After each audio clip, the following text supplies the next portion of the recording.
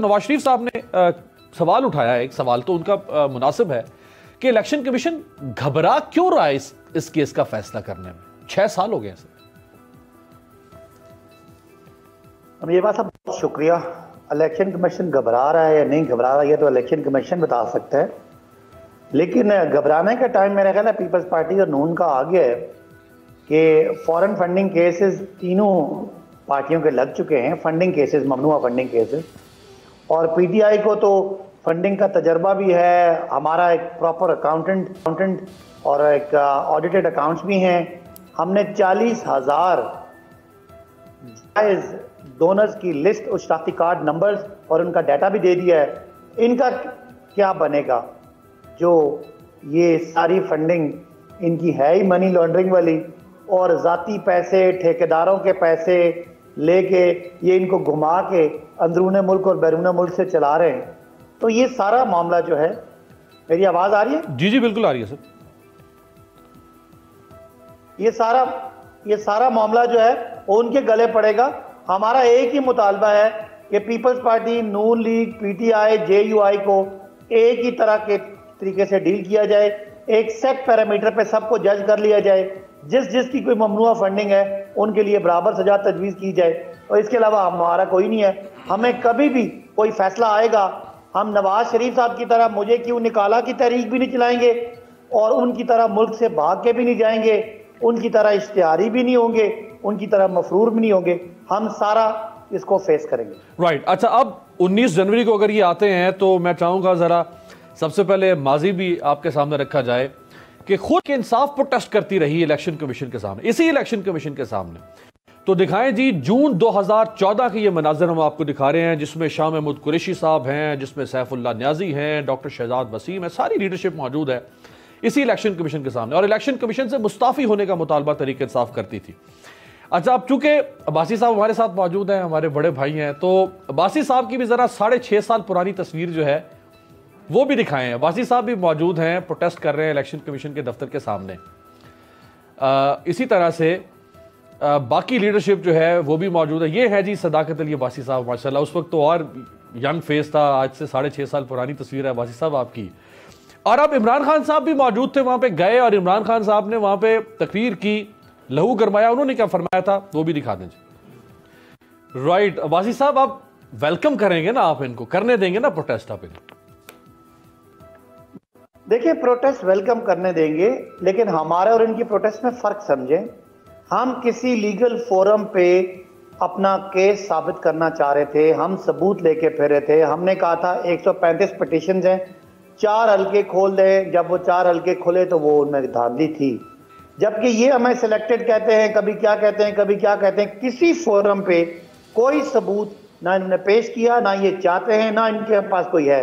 हम election commission गए, हम असेंबली में गए, हम सुप्रीम कोर्ट पे गए, हम हर फोरम पे जाके हमने कोशिश की कि हम अपना केस साबित करेंगे किसी इदारे से, और जब हमें साबित नहीं कर सके हम चुप होकर बैठ गए। जबकि ये क्या कहते हैं, कुछ मांगते नहीं है, कुछ बताते नहीं है, कोई सबूत देना नहीं चाहते, किसी फोरम पे नहीं आते, बस सिलेक्टेड इलेक्टेड की रट लगाई हुई है। इसमें फर्क है। हम इखलाकी तौर पे इनसे बहुत बेहतर पोजीशन पे थे। आज इनका तकाजा है, मेरी डिमांड है 19 से पहले ये 18 को अपने सारे अकाउंट्स दें और 19 को आए, प्रोटेस्ट करें, हम इनको सपोर्ट करेंगे। इनकी प्रोटेस्ट को कोई नहीं रोकेगा, इनका जायज हक है। शमीरा साहबा, पीटीआई तो कटहरे में है, आप दोनों तो यूं प्रोटेस्ट कर रहे हैं कि जैसे आप लोग कटहरे में ही नहीं है। भाई आप लोग भी इलेक्शन कमीशन की कटहरे में हैं, ये आपके खिलाफ गए हुए हैं कि आप लोगों ने भी अपने अकाउंट्स और पार्टी फंडिंग को छुपाया हुआ है इलेक्शन कमीशन से।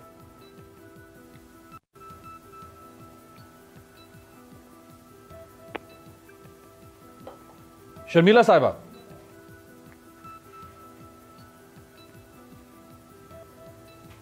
अच्छा शर्मिला साहिबा को आवाज नहीं जा रही है, दोबारा से जी। मायदा साहिबा आप ही के पास आता हूं। 18 जनवरी को आप दोनों के नुमाइंदों को बुलाया हुआ है इलेक्शन कमीशन ने, पीपल्स पार्टी और पीएमएल-एन। तो आप लोगों ने जानबूझ के पर 19 जनवरी की तारीख रखी है कि हम दबाव डालें इलेक्शन कमीशन पे।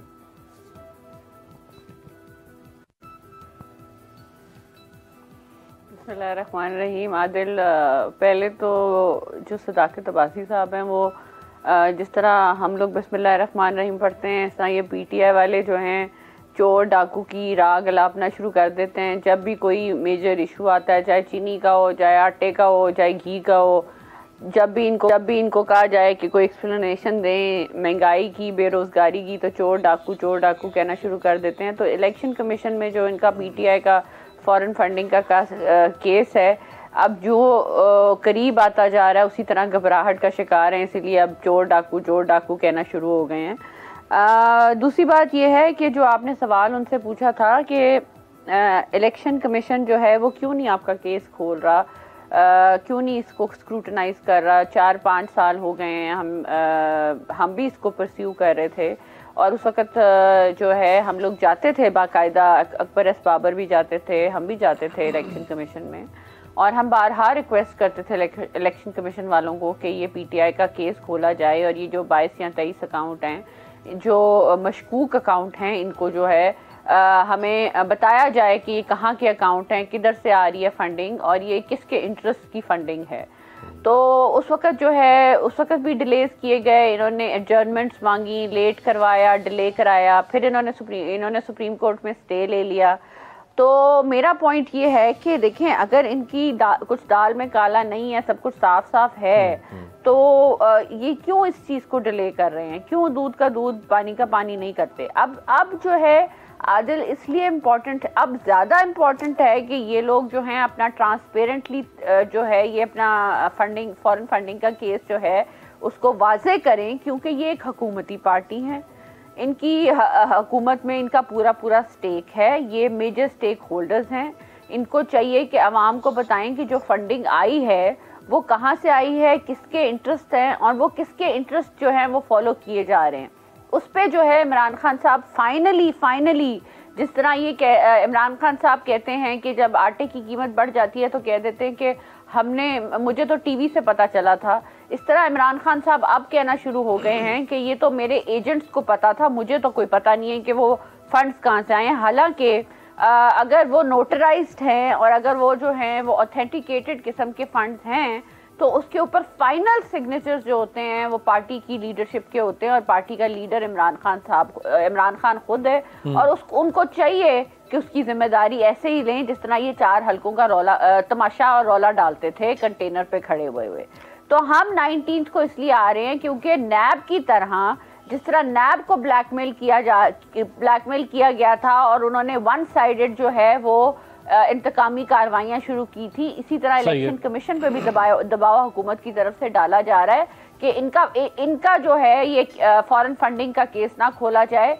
हमें कोई डर नहीं है, हमारा फंडिंग का केस खोले, पहले खोल देते, हमें कोई मना नहीं किया, लेकिन the point right now is कि जो हुक्मरान जमात है उसका फॉरेन फंडिंग का केस क्यों नहीं खुल रहा, लाइक एनी अदर केसेस, जिस तरह इंतकामी कार्रवाइयां तो PMLN की माहिदा साहबा बिल्कुल सही आपने उसूल रखा, आपने बिल्कुल सही उसूल रखा है कि गवर्नमेंट का केस पहले क्यों नहीं खुल रहा। यही मेयार तो इमरान खान साहब ने पैनमा के वक्त उठाया था कि बाकी 400 केसेस और हैं, नवाज शरीफ प्राइम मिनिस्टर है, पहले उनका केस खुलना चाहिए। आप कहते थे नहीं, 400 के 400 खोलो।